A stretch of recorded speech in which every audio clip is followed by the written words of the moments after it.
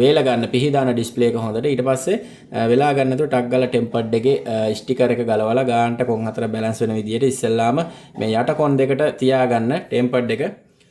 සුබ දවසක් කියලා පිළිගන්න ඔයාලව SL Mobile Knowledge YouTube channel එකට. ඉතින් යාළුවනේ මම අද අරගෙන අවිල්ලා තියෙන්නේ කොහොමද නිවැරදිව ගෙදර ඉඳන් ඔයාගේම ෆෝන් එකේ ඩිස්ප්ලේ එකට ටෙම්පර්ඩ් එකක් ඇටච් කරගන්නේ කියන විදිහ තමයි මේ වීඩියෝ එකෙන් මම අරගෙන ආවේ. ඉතින් ඊට කලින් මම වීඩියෝ එකට යන්න කලින් ඔයාලට මතක් කරනවා මේ වෙනකොට YouTube channel එක subscribe කරලා නැත්නම් මගේ YouTube channel එක subscribe කරලා bell button එක press කරලා තියාගන්න. ඉතින් යාළුවනේ අපි වැඩි කතා නොකර යමු වීඩියෝ එකට.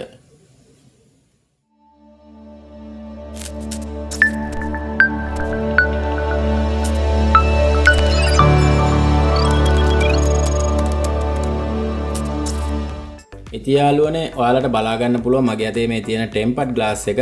ඉතින් මේක Super X කියලා ටෙම්පර්ඩ් ග්ලාස් එකක්. ඉතින් මම ඔයාලට කියන්න කැමතියි ඔයාලා සාමාන්‍යයෙන් ඔයාලා පාවිච්චි කරන ස්මාර්ට් ෆෝන් එකට ෆෝන් කඩේකින් ඉතින් ටෙම්පර්ඩ් එකක් අරන් ඇටච් කරනවා නම් සාමාන්‍ය රුපියල් 1000ක් 1500 2000ක් අතර යනවා මිඩ් රේන්ජ් එකේ තියෙන ෆෝන් එකට. ඉතින් මේ වගේ ෆෝන් එකකට අපිට ඇත්තට කොළඹින් මේ වගේ ටෙම්පර්ඩ් හොඳ ක්වොලිටි එක තියෙන ටෙම්පර්ඩ් එකක් අරගෙන අපිට ගෙදරම ගහ ගන්න පුළුවන්. සමහර අයට මේක මේ පුළුවන්, සමහර අයට ඉතින් ඇත්තට බෑ. ඒකට ඒ අයට ෆෝන් කඩේකට දීලාම තමයි මේ ටෙම්පර්ඩ් එක ගහ ගන්න වෙන්නේ. ඉතින් අපි මුලින්ම අපේ ටෙම්පර්ඩ් එක එළියට අරගෙන බලමු. හරි, මෙන්න මේ විදිහට අපේ ටෙම්පර්ඩ් එක බලා ගන්න පුළුවන් යාළුවනේ ඔයාලට. ES New OG Anti Static Super X කියලා තමයි මේ ටෙම්පර්ඩ් එකේ ඉතින් තියෙන්නේ. ඉතින් මගේ ෆෝන් එක ඇවිල්ලා Redmi Note 12 Pro Plus. ඉතින් මෙතන ගහලම තියෙනවා Redmi Note 12 Pro Plus. ඔයාලා අනිවාර්යෙන් ටෙම්පර්ඩ් එකක් ගන්නවා නම් ඔයාලගේ ෆෝන් එකේ මොඩල් එක කියලා මොඩල් එකට මැච් වෙන විදිහට ටෙම්පර්ඩ් එක අනිවාර්යෙන් ගන්න.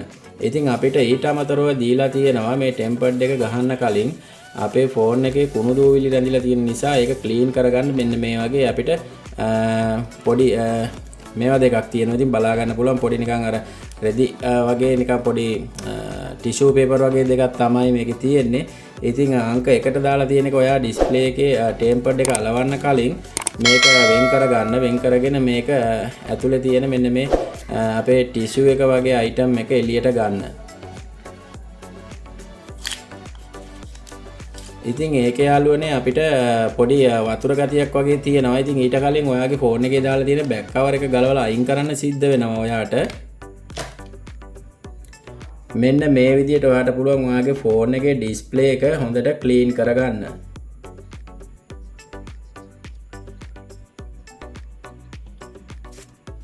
ඉතින් මේ ඩ්‍රයි කියන මෙන්න මේ අංක දෙක ගහලා තියෙන අපේ මේ ටිෂු වගේ පොඩි මේ කෑල්ලෙන් පුළුවන් ඔයා ඉස්සෙල්ලා ක්ලීන් කරගත්ත ඩිස්ප්ලේ එක හොඳට වේලෙන්න පිහිදා ගන්න. ඉතින් මේ දෙක පටලව ගන්න එපා ඔයාලා.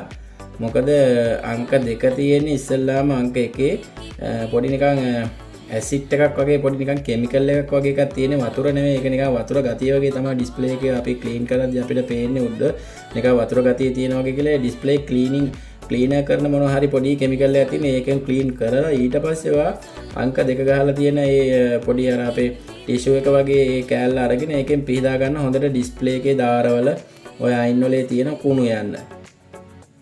ඔයාලා ඩිස්ප්ලේ එකට මේ ටෙම්පර්ඩ් එක ඇටච් කරන්න කලින් හොඳට අතට අරගෙන බලන්න මේකේ කොහේ හරි ක්‍රැක් වෙලා තියෙනවද, එහෙම නැත්නම් මේ කෝනස් තියෙන කෝනස් එහෙම කැඩිලා තියෙනවද කියලා හොඳට පරීක්ෂා කරලා බලලා අලවන්න. ඉතින් ඔයාලට පුළුවන් මෙන්න මේ විදිහට ටෙම්පර්ඩ් එකේ අලවලා තියෙන ස්ටිකර් එක ඉවත් කරගන්න.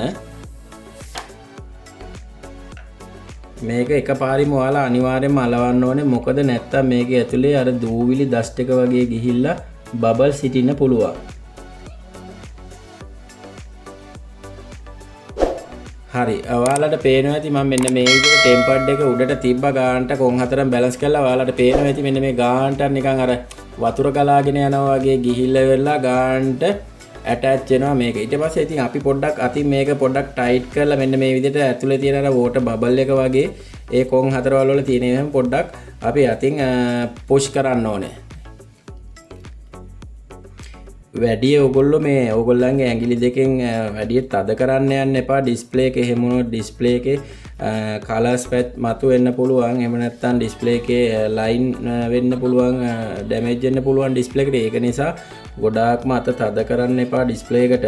ඒක ඩිස්ප්ලේ එකට ඩැමේජ් වෙන්න තියෙන ඉඩකඩ වැඩි නිසා සාමාන්‍ය ගන්නට ඔයාලට තේරෙනවනේ.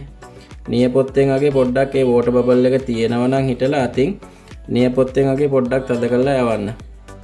හරි යාළුවනේ, ඉතින් මම ඩිස්ප්ලේ එකට මේ ටෙම්පර්ඩ් එක ඇටච් කරගෙන ඉවරයි. ඉතින් ඔයගොල්ලෝ ඇලවුවයින් පස්සේ අර ඔයාලට මතක ඇති ඔයාලා අංක 1 අර පොඩි නිකන් අර වතුර වගේ කෙමිකල් එක තියෙන ස්ටිකරේ වගේකින් අපි ඩිස්ප්ලේ එක ක්ලීන් කරා. ඒකෙන් නැවත ඕන නම් ඔයාලට අවශ්‍ය නම් ලස්සන්ට පොඩ්ඩක් පොඩින් පිහිදාලා අර ඩ්‍රයි කරන දෙවනියට තිබ්බ කෑල්ලෙන් පුළුවන් හොඳට ස්ක්‍රීන් එක පිහිදාලා දාන්න.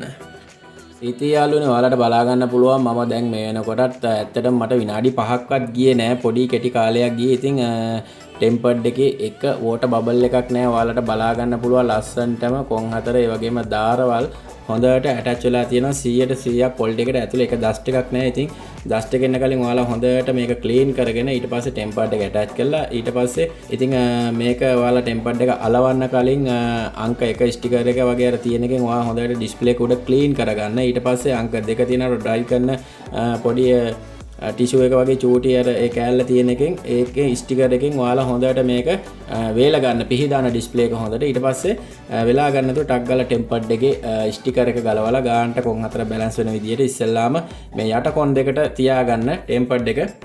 මම මෙන්න මේ විදියට ඒක අර තියෙන ස්ටිකරෙන් පෙන්නන්න. මෙන්න මේ ආකාරයට ටෙම්පර්ඩ් එක නම් මෙන්න මේ කොන් දෙකට යටට බැලන්ස් වෙන විදියට තියාගෙන ගානට මෙහෙම අතරින්. එතකොට එයා ඔටෝමැටික්ම ඩිස්ප්ලේ එකට ඇලෙනවා. ඉතින් ඔන්න ඔය විදියට තමයි නිවැරදි ආකාරයට ටෙම්පර්ඩ් එකක් ඇටච් කරගන්නේ ගෙදර ඉඳන්ම. ඉතින් මේ වීඩියෝ එක හොඳයි නම් මගේ channel එක subscribe කරලා මාත් එක්ක එකතු වෙලා ඉන්න. ඒ වගේම මේ වීඩියෝ එක තව කෙනෙක්ට බලන්නත් share කරන්න කියලා ඉල්ලනවා. අලුත් වීඩියෝ එකකින් අපි ඉක්මනට හම්බෙමු. හැමෝටම ජය වේවා.